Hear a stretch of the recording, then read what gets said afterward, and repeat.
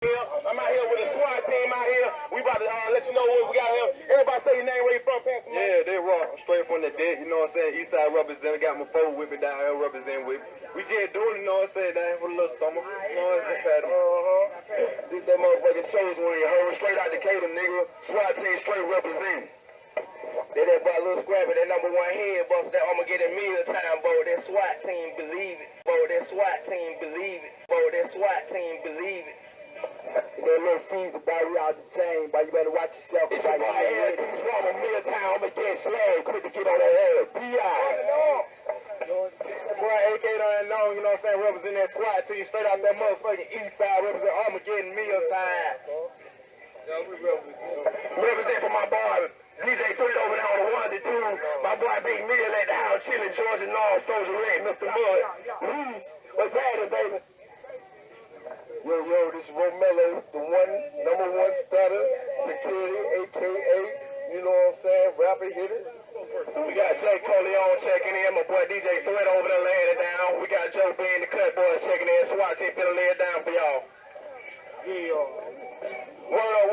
Now, tell me how long y'all been rapping, man? Shit, about 4-5 years. So what you now? What can people of Atlanta or the South or whatever expect from you all?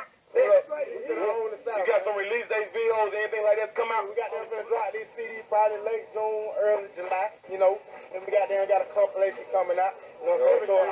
We got a squad, man. We got a whole camp, man. I'm gonna get him. We got a head busters. Yeah, you got late June. SWAT team steps on the scene to deliver one message and one message only.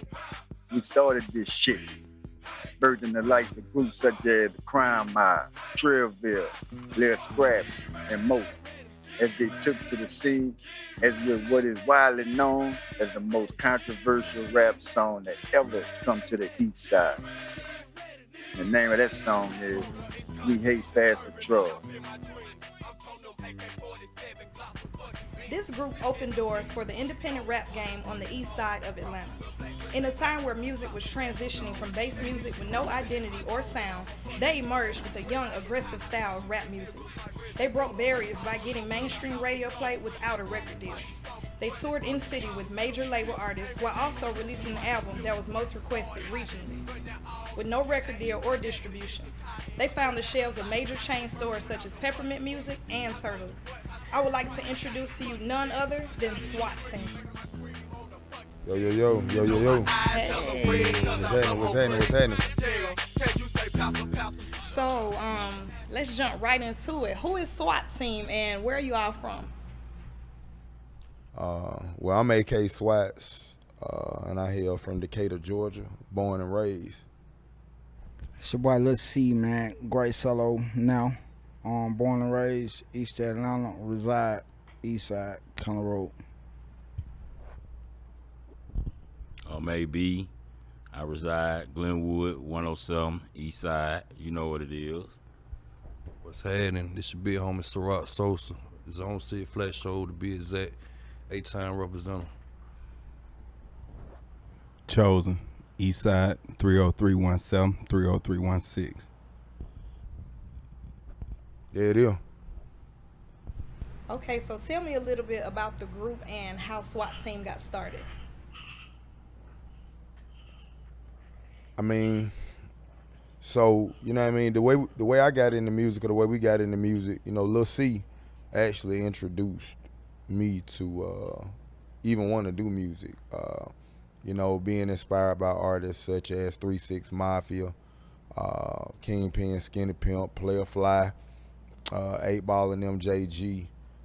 That was something that I think we all kind of took on early in the game. And from there, I started writing. I started doing poetry. What about you, Cho?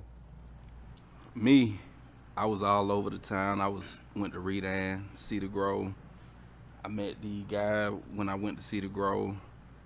You know, been rapping, and you know, just inspired by the whole crunk movement, and you know, we just collabed and did what we did.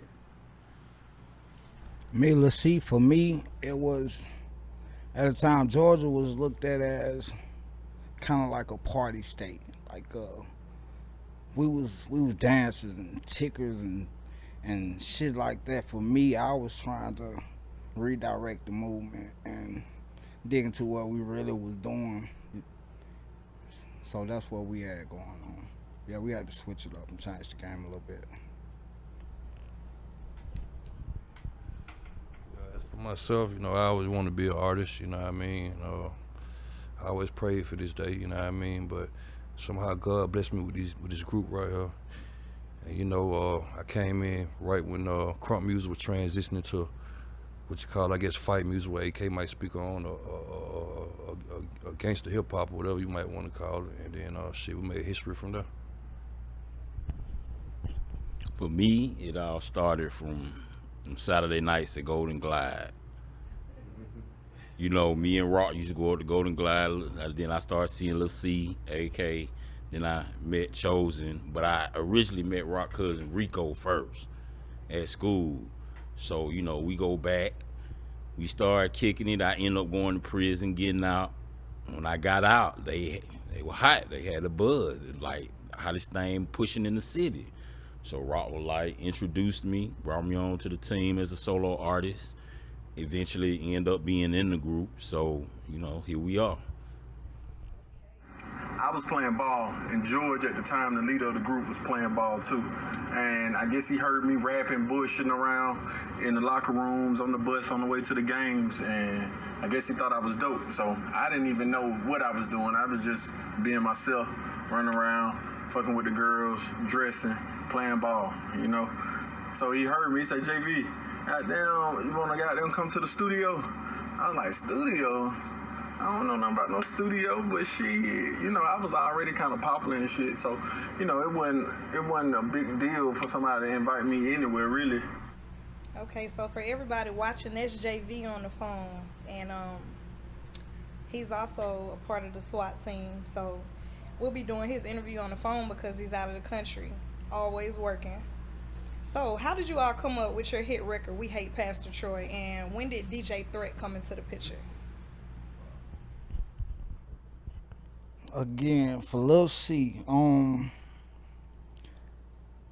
I felt like Georgia couldn't be represented by Augusta, with Atlanta being the city and Decatur being pretty much the same as Atlanta. It was no different. And me being in the middle, born in East Atlanta, residing in the East Side, I didn't feel anybody could represent the A or anything like that if you was from anywhere else, Augusta, Macon, like this Georgia, like Atlanta, this was popping. You got this outskirt called the East Side that's popping the same way. Like you gotta, to represent the city, to represent Georgia, you have to be from East Side or Atlanta, or you can't represent our city. That's how I felt. That was a real cool time, when a lot of people don't realize that SWAT Team was originally SWAT Team 107. When we first started the group, it was me, Lil C, and Chosen, and we had two guys that was in the group named Big Joe, Lil Joe, and Big Tim, and they was from Glenwood. And so what we used to do is we used to spend a lot of time, for all the East Siders, y'all definitely know Avondale Mall, the $1.75 movie theater. We spent a lot of time up there, and so that was when we was on our bullshit, kicking up there, hanging with girls, but for most part, freestyling. And we used to go up there every weekend to freestyle battle whoever some of the best battle rappers was in the city on the East Side. They would come up to the mall, and every week we'd tear their ass up, just being straight up. And so we ended up running into these guys, and one day we were just like, it just kind of happened. It was initially called You Ain't Ready. It was a version of We Hate Pastor Troy that wasn't called We Hate Pastor Troy. It was called You Ain't Ready, and it wasn't produced by DJ Threat. It was another local producer who came up with the track for us. And when we first came up with it, everybody asked us, they were like, why, like, y'all gonna really go at Troy? And we was like, man, fuck Troy. Shit, we from Decatur. And once people realized who knew us from that area, that we were just literally standing on the city. We like, dude, he from out of town. Like C said, we can't let nobody come down here and rep the city, and we in the backyard. And once everybody was kind of like, well, I like Troy, but I fuck it. You know what I'm saying? It is what it is. You know, and we end up creating You Ain't Ready. And at the time, DJ Threat was DJing at a club across the street called what was the name of it? Club Petty. He was DJing at Club Petty. It was a skating ring, and it was right across the street. And so once we did You Ain't Ready, if y'all know the old school grind, we would get the CDs. Chosen, you remember this? We get the CDs and we press them up. And and when we pressed them up, we took them over to Threat. It was him and another DJ named DJ Pee Wee.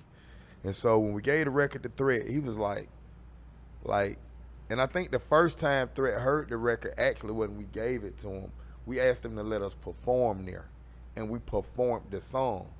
And Lil Joe had he had the verse on the song that everybody loved. He was the first verse. And when everybody heard it, Threat was like, hey, y'all dissing Troy. We was like, yeah, motherfucker, we know. You know what I'm saying? We know. Shit. And he was like, I'm gonna keep playing it every week. So he played that shit every week, and we would come back every week and perform every fucking week. And then eventually, when the record got so big, Threat was like, you know, I really like this record, but I feel like it's too long. But even before then, you know, we already had it set. We had already added JV to the record. You know, there was a moment in time where the other two members didn't want to do the work. They didn't want to get out in the streets and grind with us. They didn't want to do the grind work with us. And I think JV, the first time we didn't even tell JV that we was dissing Pastor Troy. Yeah. We didn't tell him. He didn't know. And matter of fact, JV, can you speak to that? So when they invited me to the studio, I went, they put the beat on, and I just heard these little innuendos about Troy and we hate and we ain't ready. I'm like, what the fuck is this? You know what I'm saying? So just off natural instinct, I went in there and laid something. You know what I'm saying? That's the time I was getting a lot of my raps and writing my rhymes like Bone Thugs and Hot Boys and Lil Wayne. So I had already developed a persona in the studio presence prior to me even going there. You know what I'm saying? So I went in there and laid a fucking classic verse, 1-2 takes out of the studio. Next thing you know, on the playback, I'm hearing all this, we hate Pastor Troy and Troy this, Troy that. By then, it was too late. The verse was too hot. It came out too hard. And I was just like, fuck it, leave it on there. You know what I'm saying? We was young, 15, 16. I ain't think nothing of it. You know what I'm saying? So at that point, that's when I recognized my voice was attached to a diss record. You know what I'm saying? And by that time, it was too late. I was like, shit, if they with it, I'm with it. Let's go. Pretty much. Okay, so who did you end up replacing Joe and Tim with once they weren't in the group anymore? Rockin' AB, Rockin' JV came in the group at that time once Joe and Tim no longer wanted to participate. So they no longer wanted to participate, or y'all feel like they weren't doing the work and told them they ain't had no money. Exactly. They didn't want to put. Hey, they won't put it on that studio time, my Jones. Okay. We can't. You know, it was 5 of the split was sweet. What you say, JB? We used to get a lot of funk off that shit, man. You know what I'm saying? So, you know, from the east side to the west side to the south side, Troy at that particular point had the city on lock. And here we are, some little young kids still in high school, running around talking about they hate somebody. You know what I'm saying? So, a lot of funk came behind that. And like I say, man, I done fought more between 16 and 18. The ages of 15 and 18, I had done got into more fights and scuffles and being jumped on and jumping on folks and all that than a person in their whole lifetime. So we was the real Tell the Club Up thugs. Yo, hey, I never thought about that angle, but hey, they could have been scared. You wasn't and we wasn't, so hey, we had to do what we had to do. So what caused SWAT Team to actually change You Ain't Ready to We Hate Pastor Troy? That was I admit, I'll give credit, that was a DJ Threat call. You know, the thing was, as far as we were concerned, the original version was really gritty. It was straight to the streets. And by the time, I think there's I want to clear up something. There's a big misconception that, don't get me wrong, Threat played a major role. When he reproduced that record, and him being the hottest DJ on the East Side at the time, we was blessed for somebody such as himself to take an interest in us and wanna work with us. But You Ain't Ready was already a hit. Like, we had, as a group, me, C, and Chosen played ball together, but we spent a lot of time together. So on the weekends, we would be together all the time. We would go to, whatever the hottest party was in the city, wherever the girls was, wherever the people was, we were always there. And shit, low key, me and C had been damn near stealing cars. We were like 14, 15. So we would go to parties and be at places that we wasn't supposed to be. And folks would be like, man, how the hell y'all get over here? How y'all get over there? And so we was going to parties that wasn't even on our side of town. So when the record started catching, Threat started realizing that not only was it hot where he was DJing it at, but it was hot at other places that he wasn't DJing at. And once again, he said, man, the song too long. And at this particular time is where now we're going into doing a new version of it. And Threat created, we was at football practice one day, and Threat had supposed to be making a new beat.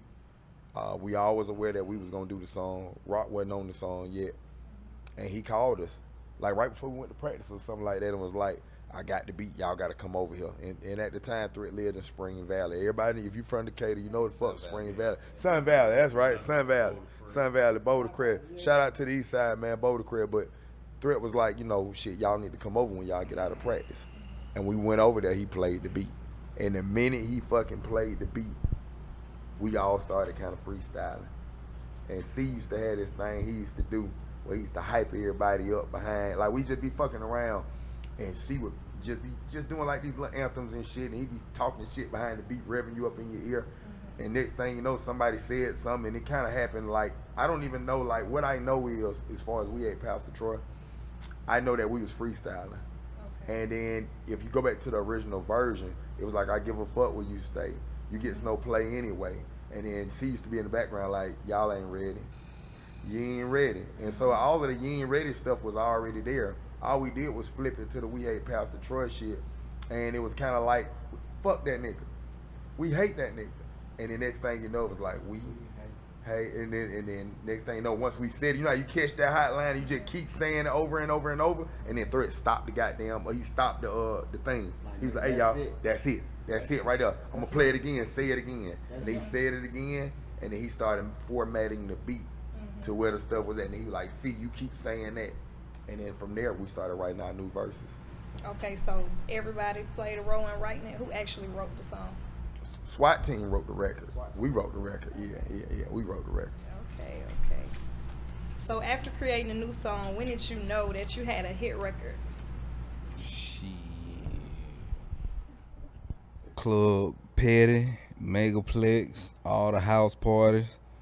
The shit just kind of took over. We did the Columbia Talent Show. And we won the bitch, and we couldn't even win the grand prize because it was like, y'all shit already hot. Y'all getting played in the club already.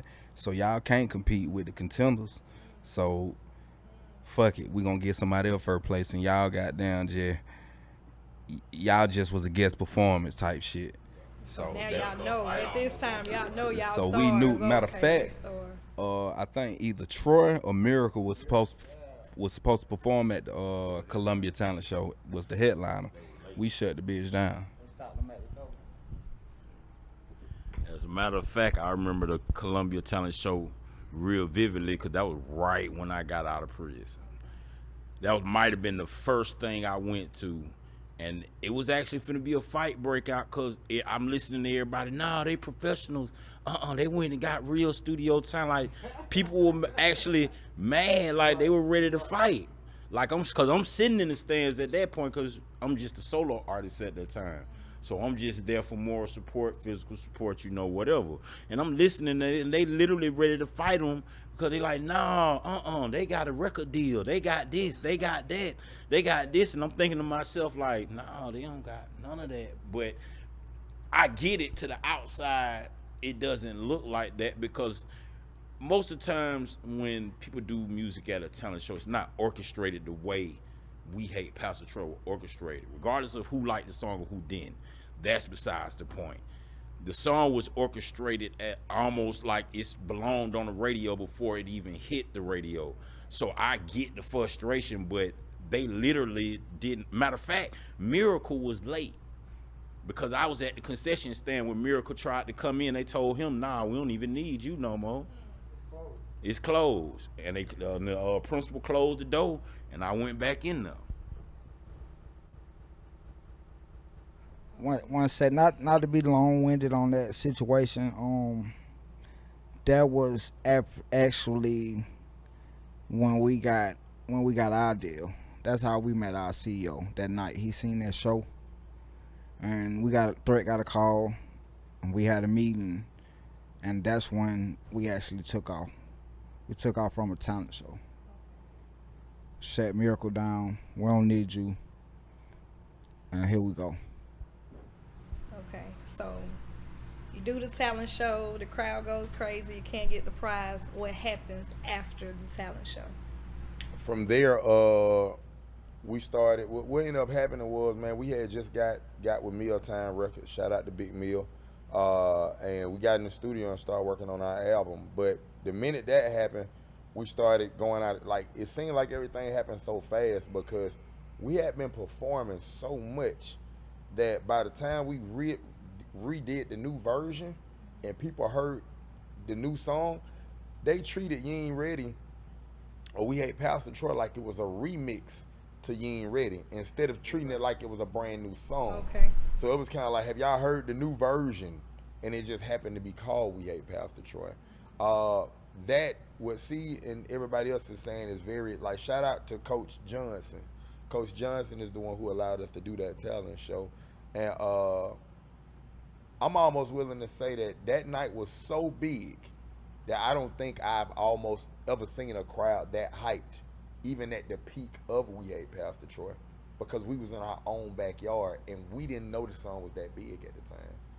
So that's what it was. We didn't know. we had no idea, and so we started working on our album essentially, and we started touring in Atlanta, and then from there we hit the road, and the rest of it was a blur, like literally. Okay. So I heard you mention Mealtime Records. So is this how that connection came about? Right after the talent show, you were with Mealtime Records. How did you feel knowing, okay, now we got a record label behind us? We was young. At that time, honestly, it was just we got money behind us now.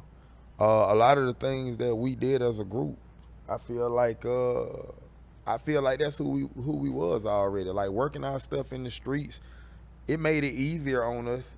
But he came in and put the money behind things that we knew how to do the groundwork. Would you agree?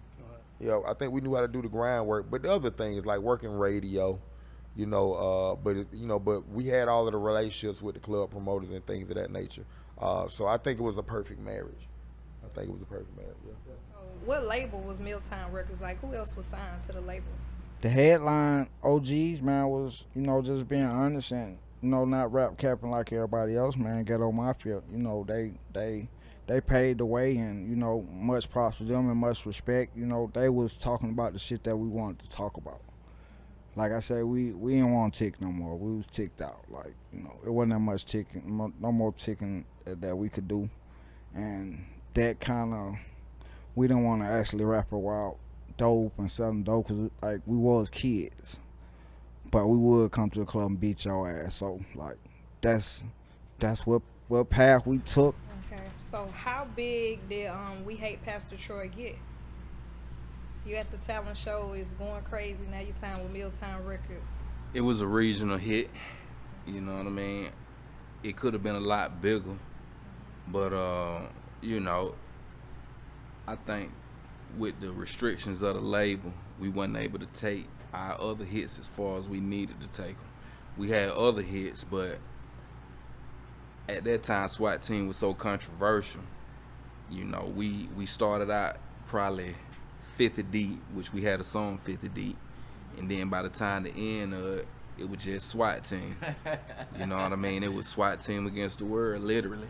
You know what I mean? And we had a lot of hits that didn't go as far as they needed to go. We had visuals that didn't get placed like they needed to get placed. We had bigger and better songs that didn't get heard. So now, you know, we kind of got overshadowed by a lot of the people and a lot of the acts that we created in the game that kind of took our position and ran with it. You know, I think that's the easy way to say that. I don't really got a lot to say about it. Okay, friendly competition question. Who had the best version on We Had I'm sorry, who had the best verse on We Hate Pastor Troy? I think I had Me personally, Rock had the climax verse. The track was set up for Rock to have the climax verse. Let me put it like that.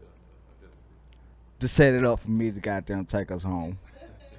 I feel like I'm gonna go with the streets.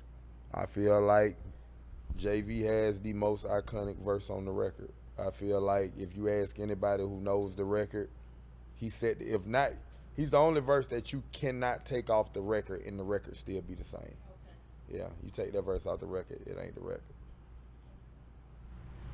So SWAT team was known for fighting, starting riots in the club, all type of shit. So where did y'all get that energy from?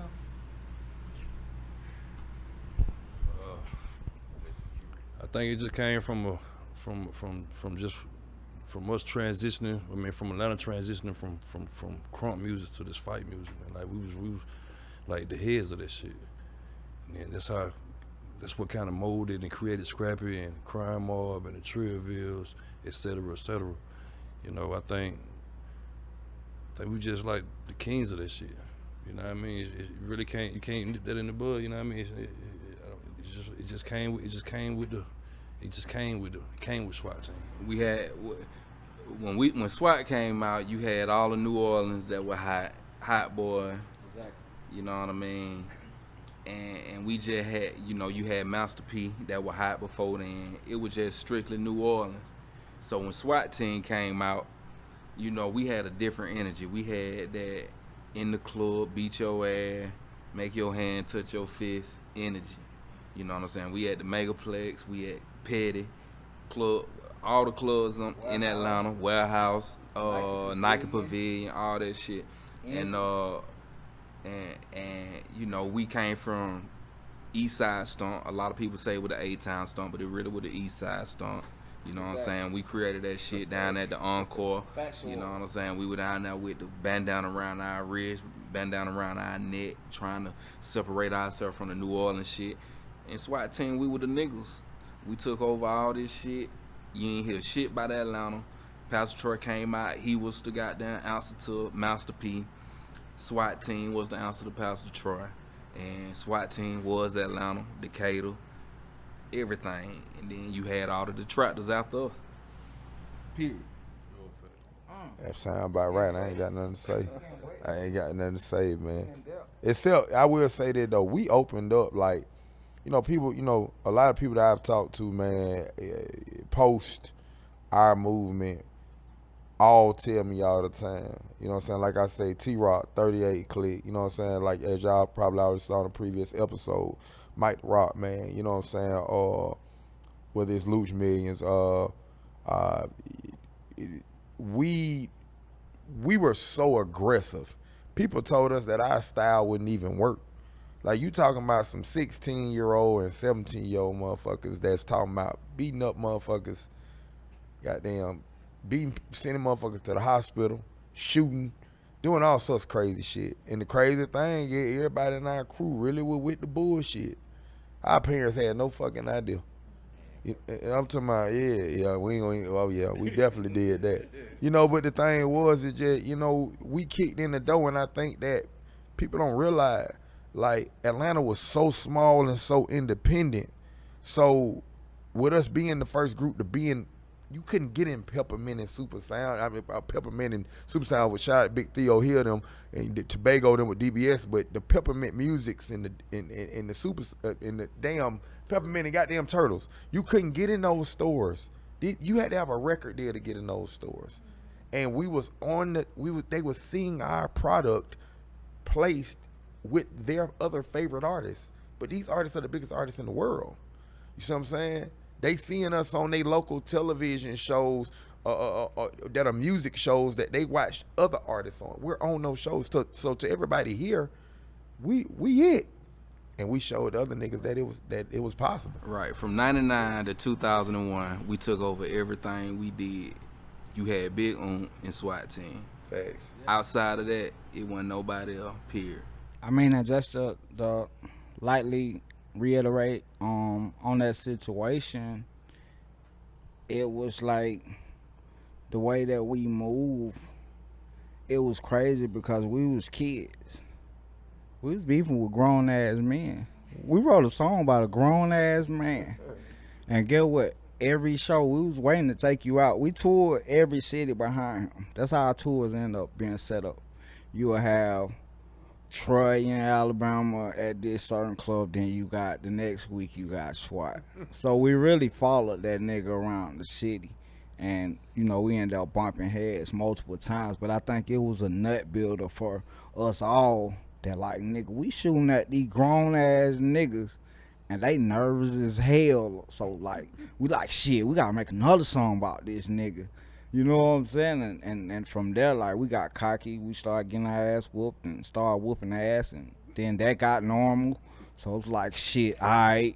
You know, nigga, we got to go to the bathroom like the damn Temptation. Look, hey, 3 of y'all go at a time, nigga. You know? Because, shit, hey, you know, like to say, we ain't going to lie. And, you know, we going to tell about when we got our ass whooped. And when we came back and got y'all ass, we not going to, you know, shortcut the story. We're gonna make the story long-winded and far-fetched as possible. So this is the real East Side story. Mm-hmm. And then just to elaborate on that, I actually worked at Peppermint and remember when I first saw that CD and I lost my mind. Exactly. I lost my mind. Yeah, like whoa. Yeah. So I remember that was a pivotal time. Shouts out to Rico. Do y'all feel like all the fighting and drama and controversy caused damage to your reputation? Fuck no. Fuck no. That created a reputation. Hell no. We started, when you start something, you gotta finish. And even at this point, you see, we still finalizing this shit. You know, niggas came later. to the east side to see if they can goddamn shut our shit down. You know what I'm saying? We was at the Make Play every weekend. And every weekend, it was somebody from somewhere trying to come in there and whoop our ass. But it wasn't happening. That's facts. We just kept getting bigger and stronger. Nigga from the east side wanted to be a part. We had Britt Road. We had goddamn L-Time. Scottsdale. We had Scott. Shermantown, boy. Everybody. Marlboro, all that. Everybody. That shit. Hillbilly shit. Yeah, already. The same way we came up, it's the same one that we got them going against us in the end. Period. That's real talk. Okay, so what led to the split between SWAT Team, DJ Threat, Mealtime Records? I think I'm the only one who can speak to that. So, I mean, you know, after we had Pastor Troy got so big, you know, we had been hot for a while. And, you know, I was getting a lot of questions from the group. You know, it wasn't so much, we all had a relationship with Threat. But I had a relationship where I spent a lot of time around our CEO, Mill, and I spent a lot of time around Threat.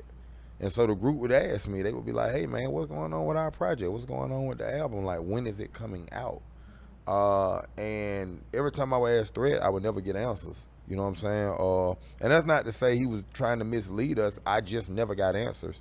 And our parents are asking questions, and we just starting to frankly get frustrated. And so one day there's a conversation between me and Joe Bing, DJ Bingo, who actually produced, or what I really want to say co-produced, but he got the credit for producing it, produced Scrappy's Headbuster record. And I'm on the phone with him venting, telling him how frustrated we are and how pissed the group is and XYZ. And Threat, he was on the other line with Threat. And Threat overheard me having that conversation with him. And so at that time, Threat felt like he had did a lot for the group, which he had. And he was frustrated, hurt. And that led to him saying he didn't want to work with us anymore. Which was, at that time, as I think about at that time, we were like, fuck it. Okay, it is what it is. For the sake of the crew, I'm kind of mad that it happened because we had a tight knit crew, and we all had one goal, and we was moving strong, and we was making progress. We was knocking down doors. So I do kind of regret that part of it. But in the same token, we had legitimate questions. And to any upcoming artists, I feel like if you got questions that are not being answered, and you're asking legitimate questions, and your CEO or your producer or whoever you sign or you're doing business with can't answer the question, then that's gonna lead to frustration, and that's gonna lead to situations that can happen how that situation went down. Your first album, Ready for War, finally comes out after leaving Milltown Records. How did that happen? After we did the album, and this is where I think the big shout outs go to Mill. You know, Big Mill, you get a lot of guys who get into these deals with these labels and they can't get their album, they can't get the shit put out. And I'm over Mill house one day, just me. And he just comes out of nowhere and he's like, hey, AK, man, look, you know, I don't want y'all boys to feel like I'm holding y'all back. Because once Threat left, we just in limbo. Threat like, fuck it, I'm out. I don't give a shit what they do. And Mill was like, look, AK, I tell you what, I done spent enough money on the project. If you go over there to the studio and you work out a deal with the engineer, you get the music mixed, do whatever you got to do to get the masters from them, it's yours. That's literally what he did. I don't know nobody who do that shit. Nah, they don't do that. They don't do that. And so we forever in debt to Mill because he allowed us to walk away like that after Mill had spent hundreds of $1,000s. Big shout out. Yeah, like Mill, one of the realest ever. You know what I'm saying? And he allowed us to step away. And when I tell you that when that fucking Ready for War hit the streets, that shit was like crack. Everybody had been waiting on it. Yeah, pretty much. So did y'all have major features on the album? At the time we had Big C-Dog from 4 Soldiers. We didn't have Big Lee, but we had C-Dog. And he was excited about working with us. I think at the time they had Walk Like a Soldier out. They had just did a deal. Shout out to Shot of Red. They had just did the remix. And it was real big up in New York at the time. And it definitely was big here. And then we had Lil Scrappy. And then everybody else was like label people who was already on the team who was with us. I think Coco Brother was DJing at what it was, 107.9 at the time. 97.5, and somehow SWAT Team and Troy ended up in the building at the same time. And Coco Brother was there that night. So Coco Brother, he wanted to do an interview with SWAT Team and Pastor Troy. So we agreed to it, Troy agreed to it. And make a long story short, I think Troy went on first. They was asking him certain questions about how he feel about the song that we made and about the diss record or whatever. And when it came to us to respond,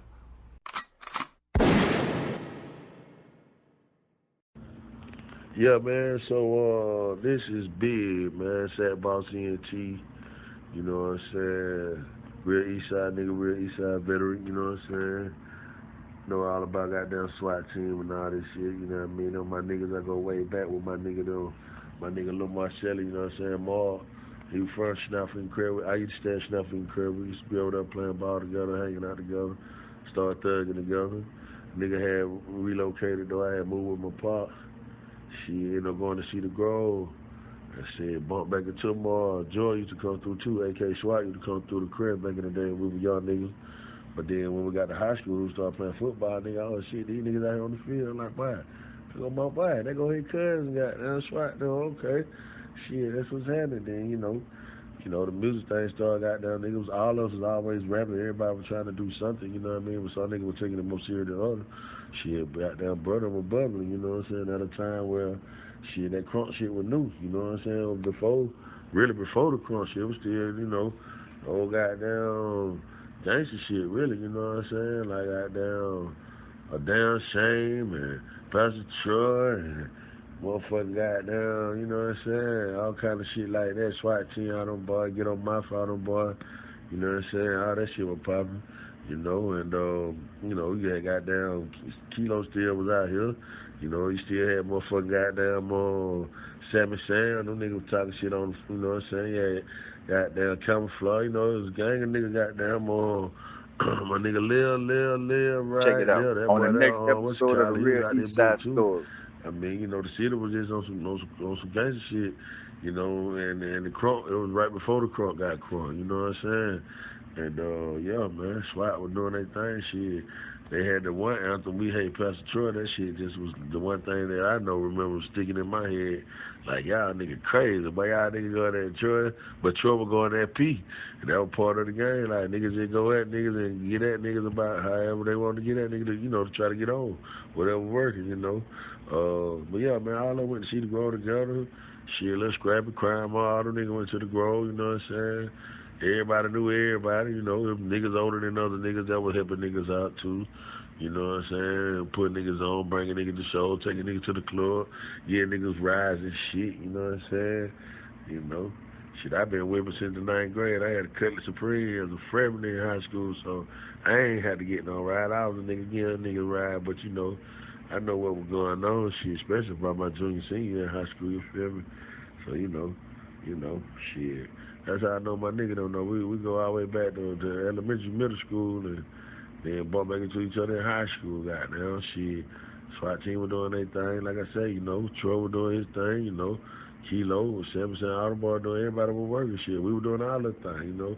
We were fucking goddamn recording out of Jagged Edge studio over there in July, you know what I'm saying, over there by the Crest, you know what I'm saying? So everybody was doing something, you know what I'm saying? Shit, Big Duke, he was fucking with Ball and G, you know what I'm saying, at the time, you know. We had a little studio on Keller Road, right by Chit Chat, you know what I mean, by the hotel and shit, you know, real east side shit.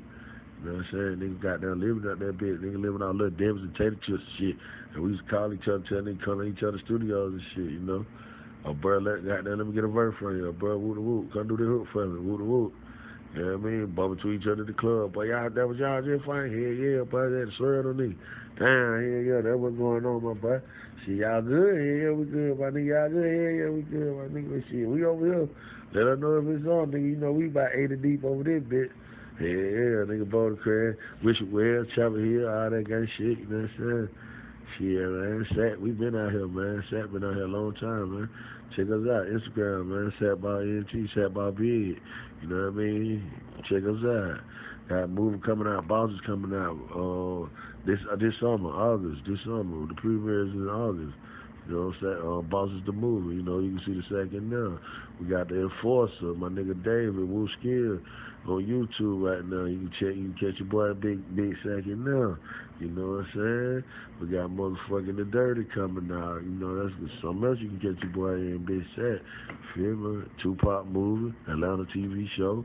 You know what I'm saying? Oprah Winfrey, Greenleaf. You know what I'm saying? Tyler Perry shit. Nigga been punching in here and there, a little acting here, a little acting there, you know. So we just networking and working. Ain't nothing changed. Still getting to the money. Fuck with me. Much love. Much love to my bro, for sure.